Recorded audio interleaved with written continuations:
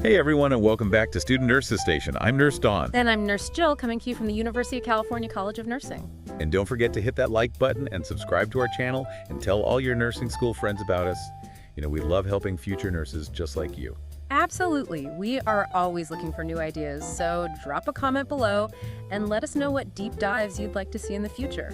Oh, and before we jump in, don't forget to check out the description for a link to free downloadable nursing books. We've got some great resources there to help you ace your classes. And remember, you can listen to Student Nurses Station while you're commuting, hitting the gym, or even folding laundry. We're all about making studying fit into your busy life. Okay, so for today's deep dive, we're talking about how to study effectively in nursing school. And, you know, this isn't just some generic study tips. You shared a really structured system specifically for nursing school. Yeah, it is, and nursing school throws a ton of information at you, right? It's not enough to just passively absorb it. This guide that you found really emphasizes being proactive and strategic with your study time. Exactly. So instead of feeling overwhelmed, you're taking control and really maximizing your learning. I'm seeing this four-step system outlined here. Should we jump right in? Yeah, let's do it the first step. And this might sound basic, but it's honestly the foundation for everything else is creating a solid study schedule. Okay, scheduling. Yeah. I get why some people might roll their eyes at that, but hear me out. Okay. It's not about locking yourself in the library 24/7. It's about setting yourself up for success and creating a structure that helps you maximize your study time. And just as importantly, prevents burnout. Yeah, burnout is real in nursing school, and this guide actually provides sample schedules both for weekdays and weekends, and it really emphasizes that balance, between studying and having a life. Okay, I'm intrigued. So let's start with a weekday schedule. All right. How does this guide recommend tackling those busy days, packed with classes, clinicals, maybe even a part-time job? Well, one of the tips that jumped out at me was using your commute time as an opportunity to study. Wait, study during your commute? I have to admit, I wouldn't have thought of that. Right, but it makes so much sense. You're stuck in the car or on the bus anyway. Why not use that time to review flashcards or listen to recorded lectures? It's all about reclaiming those little pockets of time. That's a great point. Even if it's just 15 minutes here and there, it adds up over time. What else does this weekday schedule suggest? Well, it recommends having dedicated study sessions in the evenings, ideally broken down into manageable chunks, with short breaks in between, to avoid mental fatigue. Okay, so instead of trying to cram everything in at once, you're focusing on one subject at a time, even if it's just for an hour. And those breaks are key, right? Absolutely. Your brain needs time to process information. Stepping away from the books for a few minutes to stretch, grab a snack, or just clear your head can actually make you more productive in the long run. Yeah, I love how this schedule is all about maximizing efficiency without sacrificing your well-being. Now, what about weekends? Are those off limits in this system? Not at all. The guide acknowledges that weekends are important for recharging, but it also suggests that they're a fantastic opportunity to get ahead in your studies. The key, again, is balance. Okay, so it's not about holding up in the library all weekend. What does a balanced weekend schedule look like, according to this guide? Well, it emphasizes scheduling specific blocks of time for studying, but also making sure to incorporate things like chores, personal hygiene meals, and of course, relaxation. It even suggests things like taking a walk in the park or spending time with loved ones. That sounds much more manageable than I imagined. And by weaving those activities into your study schedule, you're actually giving your brain a chance to rest and process information more effectively. It's like those little study breaks we talked about, but on a larger scale. Precisely. It's all about working with your brain's natural rhythms, not against them. Now, once you have that solid schedule in place, the guide moves on to what I think is one of the most powerful strategies for succeeding in nursing school. Okay, I'm on the edge of my seat. What's this secret weapon? Step 2 is called the advanced study phase. Advanced study phase. Tell me more. It's all about getting ahead of the game by familiarizing yourself with the material before you even go to the lecture. So instead of walking into class cold, you're already somewhat familiar with the concepts. What's the benefit of that? Well, think of it this way. By reading ahead, you're essentially priming your brain to absorb information more effectively during the actual lecture. You'll be able to focus on the nuances, ask more insightful questions, and really engage with the material on a deeper level. That makes a lot of sense. It's like having a head start in a race. Right. But I have to ask, how do we actually do advanced study? What does that look like in practice? One of the techniques the guide recommends, and this one might surprise you, is reading aloud. Reading aloud. I haven't done that since elementary school. Right, it sounds a bit old school, but experts believe that reading aloud activates multiple areas of the brain which can boost memory retention by up to 30%. You're seeing the words, you're hearing them, and you're also speaking them. It's a multi-sensory learning experience. It's like you're actively teaching the material to yourself as you read. What other tips does this guide offer for effective advanced study? Well, it emphasizes the importance of having a nursing dictionary by your side at all times. Don't let unfamiliar terms trip you up. Look them up immediately and make sure you understand them before moving on. You'd be surprised how much one little word can impact your understanding of an entire concept.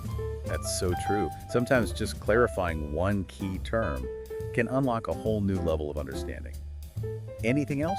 This one might sound a little unorthodox, but the guide suggests using NCLEX reviewers before the lecture. Wait, NCLEX reviewers aren't those for studying for the licensing exam after you graduate? Why would you use them so early in the game? It seems counterintuitive, but using those reviewers during the advanced study phase can actually be a fantastic way to test your knowledge and get familiar with the style of questions you'll encounter on the NCLEX. Plus, it forces you to think critically and apply the information you're learning, which is a crucial skill for nursing. I see what you mean. So you're not just passively reading the material, you're actively engaging with it and seeing how it connects to real-world nursing scenarios. Exactly. It's like getting a sneak peek into the kind of critical thinking skills you'll need as a registered nurse. And by focusing on understanding the rationale behind the answers, you're building a much deeper understanding of the material than if you were just trying to memorize facts. This is brilliant. Like we're hacking the system of nursing school. But before we get too far ahead of ourselves, let's recap what we've covered so far.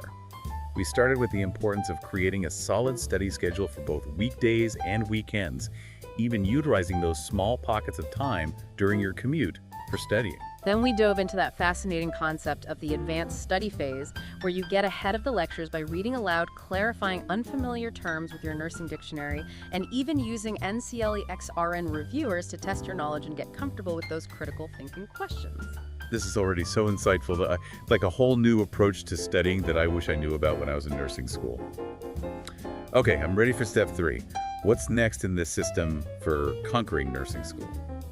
All right, so we've laid the foundation with a solid schedule and the power of advanced study. So let's move on to step 3 in this system for acing nursing school. Okay, I'm ready. What's next? Step 3 focuses on what the guide calls advanced note-taking. Advanced note-taking. So we're still in that proactive mode, getting ahead before the lecture even happens. But I thought note-taking was something you did during class. That's the traditional approach, yeah. But this system encourages you to take detailed and organized notes while you're doing your advanced study. So before you even set foot in the lecture hall, you already have a set of notes based on your own reading and understanding of the material. I'm starting to see how this could be a game changer. It really is. It's like building a foundation for the lecture. You're not just passively absorbing information, you're actively engaging with it, processing it, and putting it into your own words. And that makes those lectures so much more valuable, right? Because you're not frantically trying to write everything down. You can actually focus on understanding the nuances, asking insightful questions, and making connections between the material and your own advanced notes. Exactly. Plus, you know how nursing school is notorious for throwing complex information at you, especially things like anatomy and physiology or pharmacology. This advanced note-taking strategy encourages you to break down those complex concepts and really make them your own. That makes a lot of sense. Instead of just copying down what the professor says, you're already starting to process and synthesize the information during your advanced study. What specific tips does the guide offer for effective advanced note-taking? Well, one tip I found particularly helpful was creating mnemonics or abbreviations to remember those tricky terms and concepts. Mnemonics are lifesavers, especially in nursing school. It's like creating your own little code to unlock those memory vaults. Any other suggestions for making those advanced notes really effective? Another one is to simplify those long, convoluted definitions you often find in textbooks. Condense them into shorter, more digestible phrases that you can easily recall. That's a great tip. It's not about rote memorization. It's about understanding the essence of the concept and putting it into your own words. Absolutely. And while we're on the topic of understanding, the guide emphasizes the importance of not just memorizing answers, but understanding the why behind them. Don't just accept information at face value. Ask yourself, why is this the correct nursing intervention? Why does this medication work this way? I think that's one of the things that separates a truly skilled nurse from someone who's just going through the motions. It's about having that deep understanding of the why so you can make informed decisions in real-life situations. Couldn't have said it better myself. Now here's where things get really fun. The guide encourages students to get creative with their advanced note-taking. Don't be afraid to use colors, diagrams, charts, drawings, anything that helps you visualize and remember the information. That's great advice. Yeah. I remember using different colored pens and highlighters to organize my notes in nursing school. It made studying so much more engaging, and those visuals really helped cement the information in my memory. Exactly. The more senses you engage, the more memorable the material becomes. Yeah. It's all about finding what works best for your individual learning style. All right, so we've got our schedule set, we're doing advanced study, and now we're taking advanced notes. It seems like we're covering all the bases here. What's the final step in this 4-step system for acing nursing school? The final step is all about consolidating and solidifying your knowledge after the lecture. So it's not over once you walk out of the lecture hall. What does this post-lecture study session look like? Well, it starts with reviewing your lecture notes alongside those awesome advanced study notes you've already created. So it's about making connections, seeing how the information presented in the lecture aligns with your initial understanding of the material. Did the lecture clarify anything you were unsure about? Did it introduce any new perspectives or insights? Exactly. It's like piecing together a puzzle. You have the framework from your advanced study, and now you're filling in the gaps and creating a complete picture with the information from the lecture. And here's where those NCLEX RN reviewers come back into play. Ah, right. We talked about using them during the advanced study phase, but they're also valuable for this post-lecture review. Absolutely. Now that you've been to the lecture and have a more complete understanding of the material, go back to those reviewers and find situational questions related to the topics covered. It's a perfect way to test your knowledge and see how you'd apply those concepts in real-world scenarios. And don't forget about those rationales. It's not just about getting the answer right. It's about understanding why that's the correct answer and how it connects to the broader principles of nursing care. You got it. Yeah. Now, I know we've mentioned this a few times already, but it's worth repeating. Reading aloud is a powerful tool that you can use throughout this entire process, including this post-lecture review phase. I'm starting to think of reading aloud as a superpower for nursing students by engaging multiple senses. You're creating those strong neural pathways and making that information stick. It's like a turbo boost for memory. And that's the beauty of this 4-step system. It's not just about memorizing facts, it's about truly understanding, applying, and retaining information in a way that prepares you for the challenges of nursing school and beyond. This has been so eye-opening. I'm starting to see how this system could transform the way nursing students approach their studies. But before we wrap up, I'm curious if this guide offers any additional tips for success, things that go beyond this 4-step system. It does. It emphasizes the importance of time management, which I think is crucial for any nursing student. Use a planner or calendar, prioritize tasks, and minimize distractions during your study sessions. Those are great tips. It's easy to get overwhelmed in nursing school, so staying organized and focused is key. Anything else? The guide also encourages students to embrace active learning techniques. Don't just passively read and take notes. Create concept maps, teach the material to yourself, use online resources and practice questions. Really find ways to actively engage the material. Active learning, got it. It's about making studying more dynamic and finding ways to connect with the information on a deeper level. What about self-care? Does the guide address that at all? It does, and I'm so glad it does, because self-care is essential for any nursing student, but especially those who are trying to implement a rigorous study system like this. Absolutely. Burnout is real, and it can sabotage even the best laid plans. Taking care of yourself both physically and mentally is crucial for staying focused, motivated, and ultimately successful in nursing school. Welcome back to Student Nurses Station. We've been talking about this incredible 4-step system for effective studying in nursing school, and I'm feeling pretty inspired. Yeah, me too. It's amazing how a few simple strategies can really transform the way you approach learning.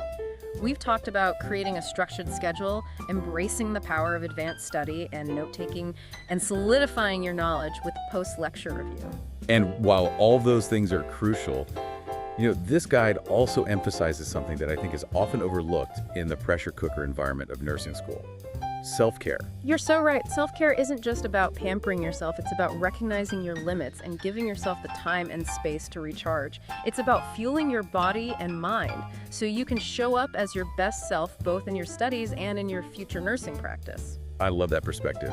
It's not selfish to prioritize your well-being. It's actually essential for success. You can't pour from an empty cup, as they say. Exactly. Think of it this way. Your brain is like a muscle. You wouldn't expect to run a marathon without proper training, rest, and nutrition, right? Right, you need to fuel your body with healthy foods. Yep. Stay hydrated, get enough sleep, and give yourself permission to de-stress and do things you enjoy. All of those things play a huge role in your ability to focus, process information, and retain what you've learned. And let's be honest, nursing school is demanding. It's a marathon, not a sprint. So if you find yourself hitting a wall, don't be afraid to step away from the books for a bit. Go for a walk, listen to music, spend time with loved ones, whatever helps you relax and recharge. Yeah, those breaks are so important. They give your brain a chance to process information and come back to your studies with a fresh perspective. It's like hitting the reset button. And those moments of rejuvenation can actually make you a more effective learner in the long run. This whole system is about working smarter, not harder. It's about maximizing your study time while also honoring your need for self-care and balance. It's about recognizing that you're a whole person, not just a student, and taking care of your well-being is just as important as acing those exams. I couldn't agree more. We've covered a lot of ground today, from scheduling to advanced study techniques to the importance of self-care. But the most important message I want our listeners to take away from this deep dive is this: you can do this. Nursing school is challenging, no doubt about it. But with the right strategies, a commitment to self-care, and a belief in yourself, you can not only survive, but thrive.